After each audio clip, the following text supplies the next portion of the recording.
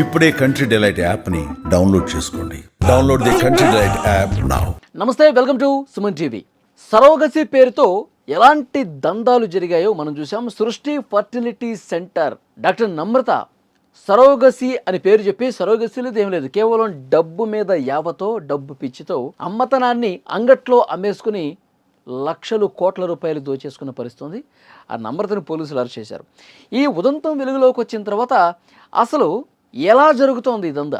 వైద్య ఆరోగ్య శాఖ పోలీసులు కొన్ని బృందాలకు ఏర్పడి హైదరాబాద్లో ఉన్న చాలా ఫర్టిలిటీ సెంటర్స్లో తనిఖీలు చేస్తే భయంకరమైన వాస్తవాలు బయటకు వచ్చాయి. సో అఫీషియల్గా 158 ఫర్టిలిటీ సెంటర్స్ హైదరాబాద్లో ఉన్నాయి. సో అన్ని నిబంధనలకు అనుగుణంగా జరుగుతున్నా లేవా, లేదంటే ఇలాంటి దందాలు ఏమైనా జరుగుతుందా?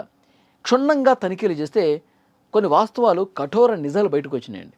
అది పత్రికలో కూడా వచ్చింది. ఇక్కడ మీరు చూడొచ్చు. మేడ్చల్ జిల్లాలో అక్రమ సరోగసి ముఠా గుట్టురట్టు, 6 ఫర్టిలిటీ కేంద్రాలతో లింకులు, 9 మందిపై కేసు, సూత్రధారులైన తల్లి కొడుకులు అరెస్టు. అక్రమ సరోగసి ముఠా 6 ఫర్టిలిటీ కేంద్రాలతో లింకులు అంటే తల్లి కొడుకు ఈ అక్రమ దందాలకు తెరలేపారండి. వీళ్ళ తనిఖీల్లో బయటపడ్డ విషయం ఏంటంటే, తల్లి లక్ష్మీరెడ్డి, కొడుకు నరేందర్ రెడ్డి. యాక్చువల్గా లక్ష్మీరెడ్డి ఫస్ట్ ముంబై వెళ్ళింది. ముంబై వెళ్ళి అక్కడ ఫర్టిలిటీ సెంటర్స్ దగ్గరికి పోయి అండాన్ని అమ్మటం, అంటే వేరే పేదంటి మహిళలు ఉంటారు కదండి, వాళ్ళని టార్గెట్ చేసి వాళ్ళకి డబ్బు ఆశ చూపించి ఫర్టిలిటీ సెంటర్లకు వాళ్ళకి తీసుకెళ్లేది. ఈమె అండం ఇవ్వడానికి సిద్ధంగా ఉంది అని చెప్పి వాళ్ళ దగ్గర నుంచి ఒక 5 లక్షలు తీసుకోవటం, ఈమెకు 2 లక్షలు ఇవ్వటం, ఈమె ఒక 3 లక్షలు తీసుకోవటం. ఇదే విధంగా పేదింటి ఆడవాళ్ళు ఎవరైతే ఉన్నారో వాళ్ళకి డబ్బు ఆశ చూపించి ఒక పెద్ద దందాన్ని చేసింది. ఒక కేసులో ముంబై పోలీసులు ఆమెను అరెస్ట్ కూడా చేశారు.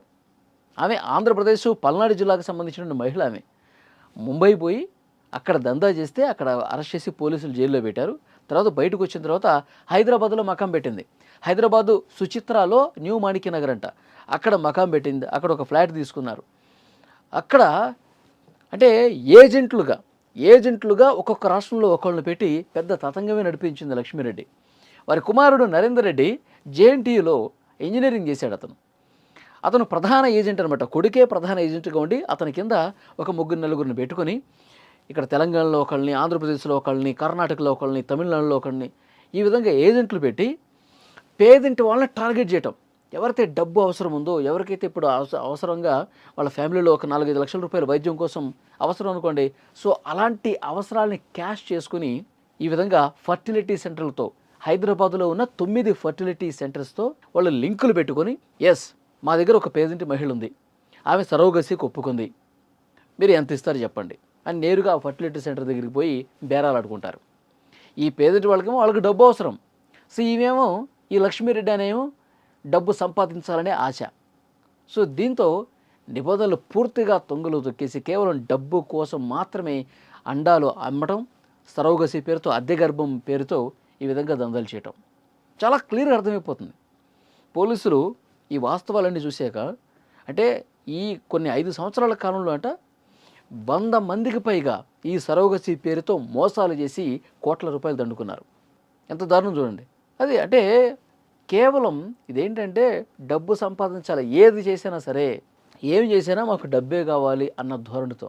ఇప్పుడు దంపతులు వస్తారు ఒక సరోగసి సెంటర్కి, దంపతులు వచ్చి మాకు పిల్లలు కలగట్లేదు, సరోగసి విధానంలో మాకు ఏదన్నా అవకాశం ఉంటే ఇప్పించాలని చెప్పి ఫర్టిలిటీ సెంటర్ని అప్రోచ్ అవుతారు.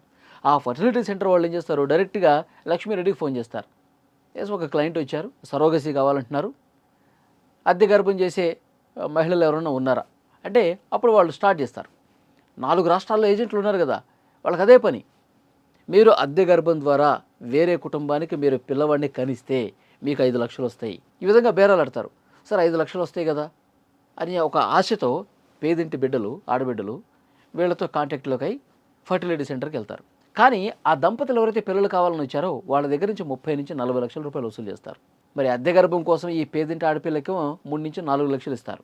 చూసారా, 30 లక్షలు, 25-30 లక్షల రూపాయలు దండుకుంటారనమాట. సో డెఫినెట్గా ఇది ఒక పెద్ద దందా నడిచింది. ఇక్కడ మేడ్చల్లో ఉంటుంది ఈమె, వాళ్ళ ఇంటికి రోజు మహిళలు వస్తున్నారు, పోతున్నారు. ఇదంతా చూసి ఇక్కడ ఏదో జరుగుతుంది అని కంప్లైంట్ చేశారు పోలీసులకి. మేడ్చల్లో ఉన్న స్థానికులు పోలీసులు కంప్లైంట్ చేస్తే వాళ్ళు వచ్చి ఇక్కడ పూర్తిగా తనిఖీ చేస్తే వాస్తవాలు బయటకు వచ్చాయి. దీంతో పాటు ఇక హైదరాబాదు వ్యాప్తంగా చాలా ఫర్టిలిటీ సెంటర్స్లో దందాలు జరుగుతున్నాయని చెప్పి పోలీసులు గుర్తించారు. అన్నీ కూడా క్షుణ్ణంగా తనిఖీలు చేస్తున్నాం, డాక్యుమెంట్స్ పరిశీలిస్తున్నాం, ఎవరిని వదిలిపెట్టేది లేదు. నిబంధనలకు విరుద్ధంగా ఎవరైతే అండాలు అమ్ముకుంటున్నారో, ఎవరైతే సరోగసి పేరుతో మోసాలు చేస్తూ ఉన్నారో, ఎవరైతే దంపతులకి ఆశ చూపించి ఈ విధంగా తప్పుడు మార్గంలో పిల్లలు ఇస్తున్నారో, హ్యూమన్ ట్రాఫికింగ్ కూడా జరుగుతుంది, మానవ అక్రమ రవాణా జరుగుతుంది. వేరే రాష్ట్రంలో ఉన్న పిల్లల్ని కూడా తీసుకొచ్చి అమ్మేసుకుంటా ఉన్నారు. ఫర్టిలిటీ సెంటర్స్లో జరుగుతుంది దందా ఇది. సో డెఫినెట్గా వీటన్నిటి మీద ప్రభుత్వం చాలా సీరియస్గా ఉంది, తనిఖీలు చేస్తున్నారు. దాంట్లో భాగంగానే తల్లి కొడుకులను కూడా అరెస్ట్ చేశారు.